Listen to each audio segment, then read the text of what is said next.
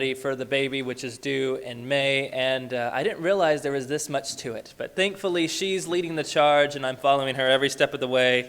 I'm learning new things every day that I would have not expected. Like the other day, I learned that children actually have to wear little mittens or gloves as a kid because they'll scratch their face. I never would have known that, have it not been for my wife. But we've been doing a lot of little things. Some of them are necessary. Some of them are just for our sake. For example, the other day, we got a baby book to record and keep track of all the important memories that he'll make as an infant. And I could not help but wonder, what would Jesus' baby book look like if Mary had had one of them? I can imagine, based off what we're about to see today, his childhood was quite unlike anything we probably experienced as a child, at least for our sake. I hope so. If you'll turn with me to Matthew chapter 2. What we have been doing the past few weeks is we have been doing a sermon series on the book of Matthew. And if you have missed any of those thus far, you can always check out our YouTube channel at just type in South Seminole Church of Christ, and you can get caught up on anything you may have missed thus far. But before we dive into chapter 2, let's recap on a few things we learned last week. Last week we talked about how Matthew demonstrated the divine origin of Jesus Christ being conceived by the Holy Spirit and a virgin. We also talked about how Matthew demonstrates that Jesus is the legal heir to David's throne and thus can be called the Christ and the King of Israel. But today what we're going to look at is the childhood of Jesus and how even the things surrounding his birth help point to who he is and what he is here to do. And in Matthew chapter 2, Matthew is going to begin with the birth of Jesus and how his birth is visited, or I should say, he is visited by very peculiar strangers as a child. Let's look at Matthew chapter 2, and we'll begin by reading verses 1 through 3. Verses 1 through 3. Now after Jesus was born in Bethlehem of Judea, in the days of Herod the king, Magi from the east arrived in Jerusalem, saying, "Where is he who has been born King of the Jews? For we saw his star in the east and have come to worship him." When Herod the king heard this, he was troubled, and all Jerusalem with him. Now, Matthew begins simply by stating Jesus was born in Bethlehem. He doesn't go into all the details that Luke goes into, but he does bring out some information that Luke leaves out. Now, we know, of course, from Luke chapter 1, verse 26, that Mary was from Nazareth, but as we see in Luke chapter 2, verses 3 through 5, Joseph is from Bethlehem. That is his city. That is likely where he grew up. And based off what we're going to see in this chapter, there's even some indication that they initially planned to build a home here together. Of course, as we'll also see, this plan is going to fall through. Now, Matthew points out that the man ruling at this time is a man named Herod. Now, that name may not mean too much to it, but the first people who would have read the book of Matthew would have known that this is a pretty interesting guy, and they probably would have not had any fond memories of him if they had lived during his reign. He was half Jewish, half Edomian, or he was half Edomite, which means that according to the Old Testament, he technically had no qualifications to rule Jerusalem, or I should say rule Judea. And he got his power primarily from Rome because they wanted someone to protect them from the Parthians that could invade at any moment. So they gave Herod a throne and they gave him a military so that he could deal with the problem and they wouldn't have to worry about it. But what Matthew is trying to demonstrate here again is that things are not as they should be. As we looked at last week, the throne of David is in shambles. Yes, his line is continuing, but there's no man to sit on his throne. And now we're reminded that there is a king ruling, but he has no right to the throne. And again, we're reminded things are not as they should be. Now, Jesus probably had a pretty insignificant birth to the outside world. He was born in a manger, and yes, there were angels, and yes, there were shepherds who bore witness to it, but this was pretty much tucked away. Most people did not realize what had happened. And all of a sudden, one day, while the inhabitants of Jerusalem are just minding their own business, these mysterious figures from the east show up. Now, sometimes today they are called the kings, sometimes they're called the wise men, but they should be more appropriately known as the Magi. Now, who are the Magi? Well, they were priests from Persia, but they were far more than priests. They were experts in medicine. They were experts in philosophy. They were supposed to be experts in fortune telling and the interpretation of dreams. And of course, they were astrologers. They were men who could do it all. And they were even scattered all throughout the world. And they had a reputation that followed them wherever they go. And so these people are minding their own business, and all of a sudden these people show up and say, hey, we're here. We're ready. We got the gifts with the camel. Where's the king? And of course, they're the only ones who are ready for it. Now, if any other men who had walked up to Jerusalem making these kinds of claims, you probably would have laughed at them and shut the door in their face. But these men have a reputation, and you want to take them a little bit more seriously. And when they arrive, everyone is troubled. Now, I find this reaction very interesting. Now, of course, we know why Herod is troubled. As we'll see later, he's a pretty paranoid politician, and he's not going to like anyone who's going to threaten his throne.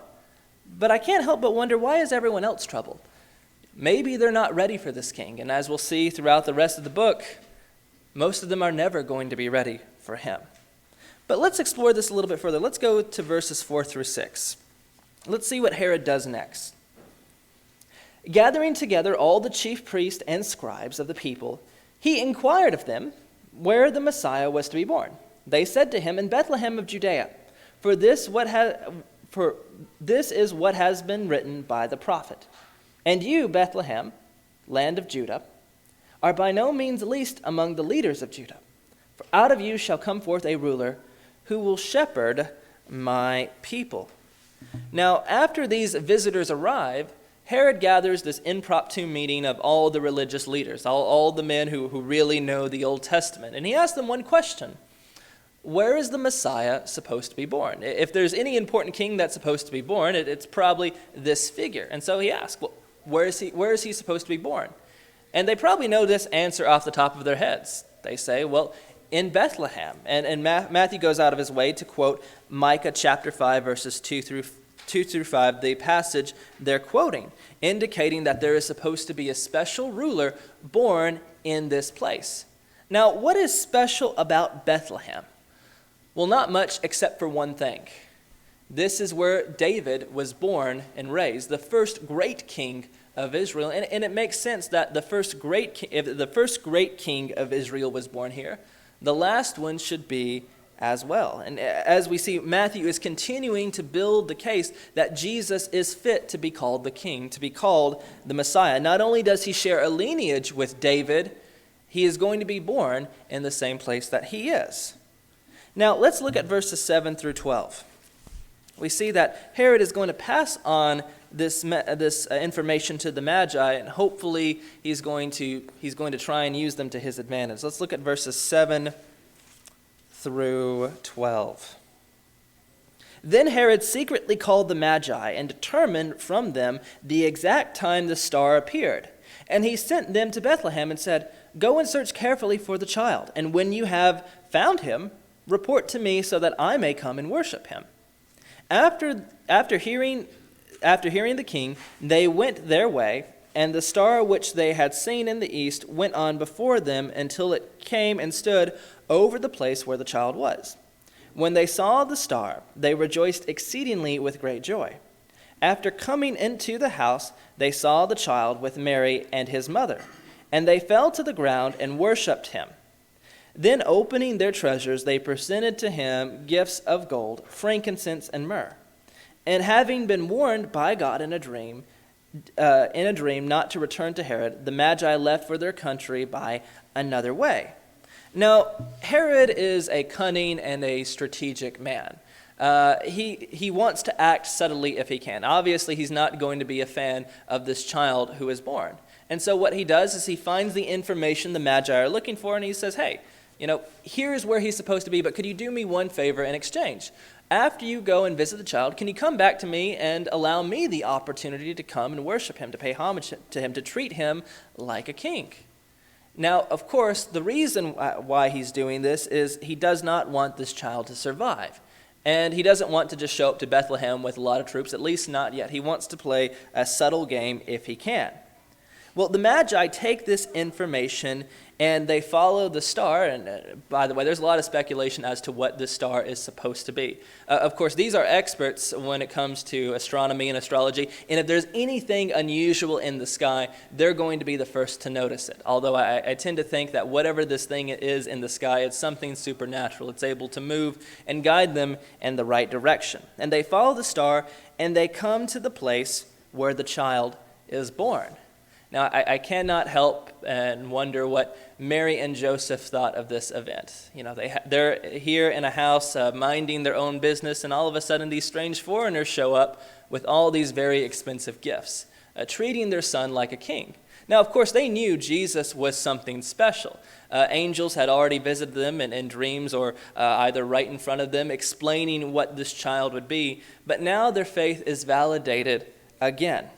Now, typically how this scene is depicted in movies and in children's books is the wise men or the Magi showing up at the manger with the shepherds and everyone all together. But as we see, some time has passed. Mary is in a house. Maybe she's staying with one of the relatives of Joseph. Maybe this is a house that they built to build a life together here. Now, when the Magi come, they provide some extremely expensive gifts that are fit for a king: gold, frankincense, and myrrh. Now, why does Matthew go out of his way to mention these gifts? Well, they probably have some Old Testament significance. We often see these kinds of gifts used in the Old Testament, such as in 1 Kings chapter 10, verses 1 through 12. When Solomon, the first son of David, is established as king, many nations such as Sheba and Tyre come to him and they bring him spices and gold to honor him. So perhaps what Matthew is trying to say is, look at this first son of David and how great he was and how he was treated. Well, it's only fitting that this new son of David should be treated in the same way. We also see in Isaiah chapter 60, verse 6, that it was anticipated that foreigners would bring these kinds of gifts, such as gold and frankincense, to Israel. And that could be what Matthew is referencing to. And we also know from places like Psalm 45:8 that myrrh was often worn by kings as a kind of perfume. Now, exactly which passages that Matthew is going for, I'm not 100% sure, but we do see how all of these ideas connect to what Matthew is doing here in this chapter. And Matthew is going to go out of his way again and again to demonstrate to us, his readers, his audience, that Jesus should be called king because of who he is and because of the things that happen in his life. Now, typically when we're watching a children's movie or we're reading a children's book, this is usually where the story ends. And I'll be honest, I kind of wish it did end right here. I think most of us enjoy to end a story or a movie on a happy note, but not all stories turn out that way. Now, we know that in verse 12, the Magi are warned in a dream not to return to Herod, because God knows what everyone else in Palestine knows. Herod cannot be trusted. He is a greedy and paranoid politician. He did occasionally do some good things for his people, but at the end of the day, what he cared more about anything was his throne, was his political security. And we have a few historians that tell us that he even killed some of his own sons because he thought that they were conspiring against him. And he even killed conspirators on more than one occasion, at one point going as far as to kill their families in the process. So the thought of killing a child is not going to be something he's going to lose any sleep over. But as we also see, Joseph is warned as well. Let's continue in verse 13. Let's look at verses 13 through 18. Now, when they had gone, behold, an angel of the Lord appeared to Joseph in a dream and said, "Get up, take the child and his mother, and flee to Egypt and remain there until I tell you. For Herod is going to search for the child to destroy him." So Joseph got up and took the child and his mother while it was still night, and left for Egypt. He remained there until the death of Herod. This was to fulfill what had been spoken by the Lord through the prophet, "Out of Egypt I called my son." Then when Herod saw that he had been tricked by the Magi, he became very enraged and saw and slew all the male children who were in Bethlehem and all its vicinity, from 2 years old and under, according to the time which he had determined from the Magi. Then what had happened, then what had happened, then what had been spoken through Jeremiah the prophet was fulfilled. A voice was heard in Ramah, weeping and great mourning, Rachel weeping for her children, and she refused to be comforted, because they are no more. Now, what Matthew is beginning to do in his book is he's beginning to expand our view of how we should see Jesus. Now, of course, he's already demonstrated on multiple occasions, and not even 2 full chapters, that Jesus is qualified to be the Son of David, to be the Messiah. But based off his life and what he is trying to do, he's going to become even more than that. Matthew here goes out of his way to tell us an important story in the life of Jesus, of how when he was little, there was a wicked king who wanted to kill all the children of Bethlehem. But he misses one, and he escapes, and he becomes the deliverer of his people. Now, if we have a vague understanding of the Old Testament, does that remind us of anything significant? Doesn't that kind of remind us of the story of Moses, of how Pharaoh once upon a time wanted to kill all the male boys of Israel? But one escapes, and he becomes the deliverer of his people. And what Matthew is going to continue to do is he's going to continue to build on this idea that in one sense, Jesus is a new Moses, that he is a new lawgiver, that he is a new deliverer. And this is something we'll continue to explore as we go throughout the sermon series.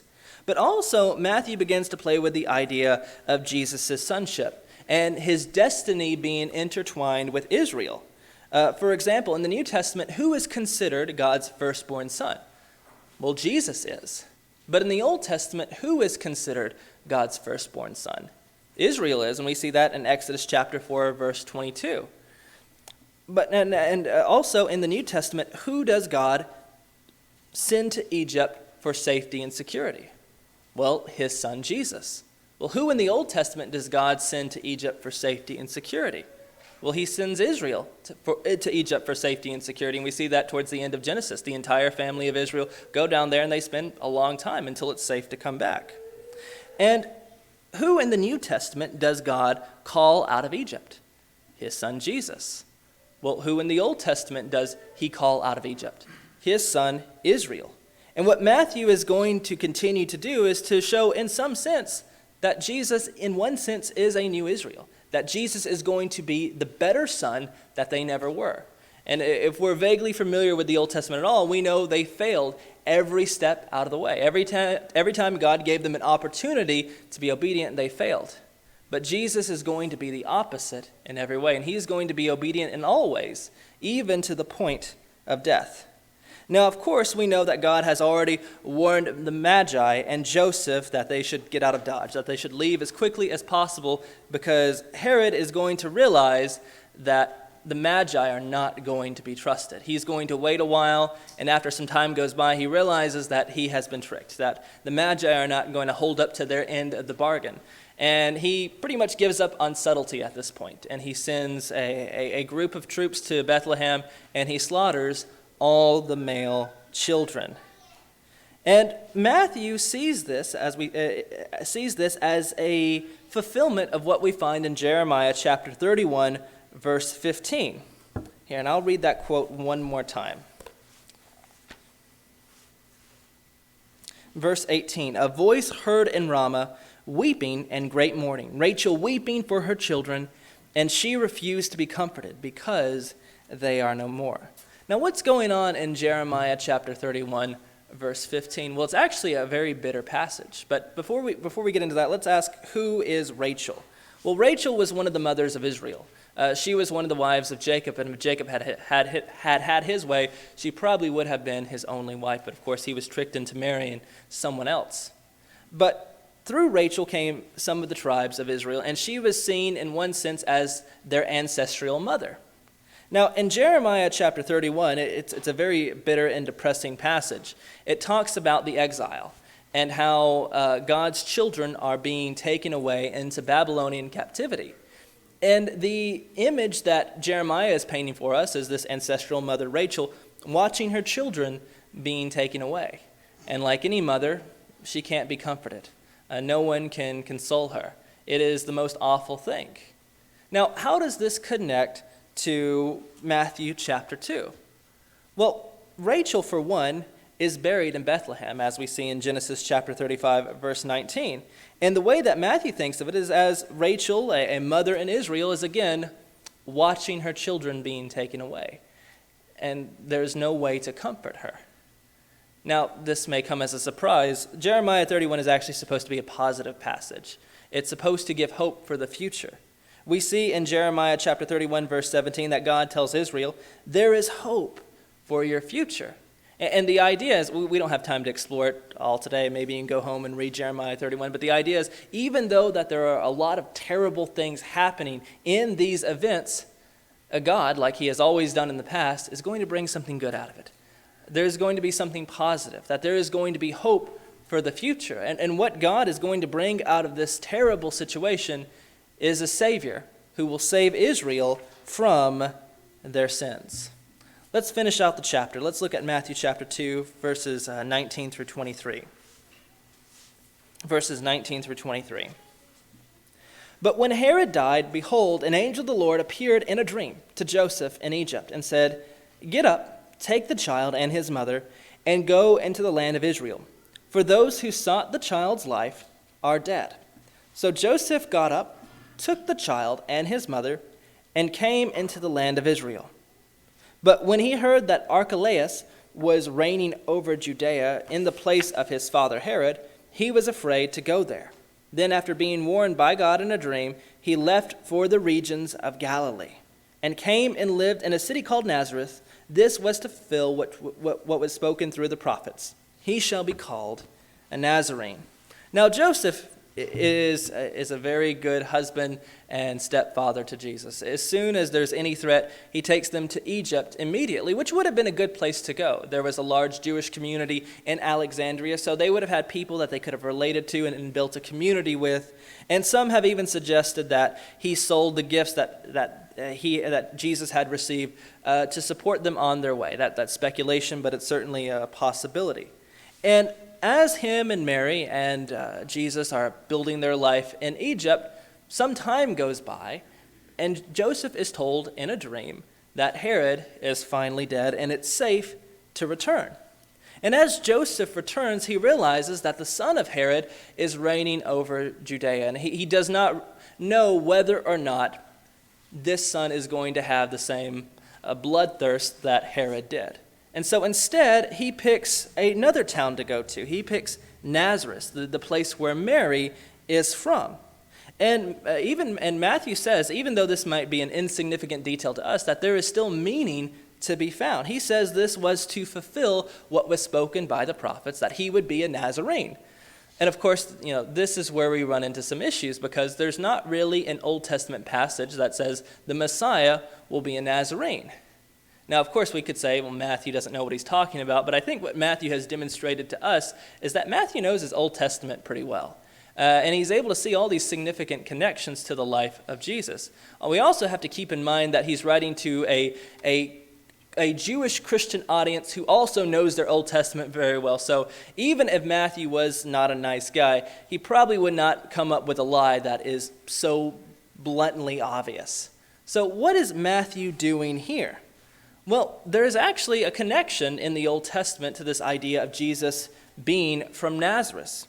We see in Isaiah chapter 53, verse 2, that the prophets predicted that when the Messiah came, he would have no stately appearance. He would have no form of majesty. That is, he would not look like a king. He would not be the kind of person you would expect to reign over Israel. And him being from Nazareth certainly helps. Nazareth was pretty much a hole in the wall. There was nothing positive about that place. Even Nathanael in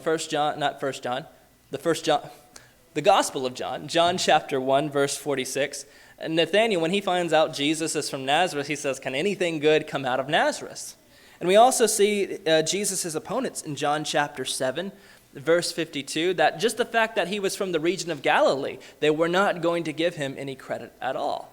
And so actually the fact that he is from Nazareth helps build the idea that there would be nothing seemingly special about Jesus, that from the outside looking in, he would not be seen as someone worthy to be king.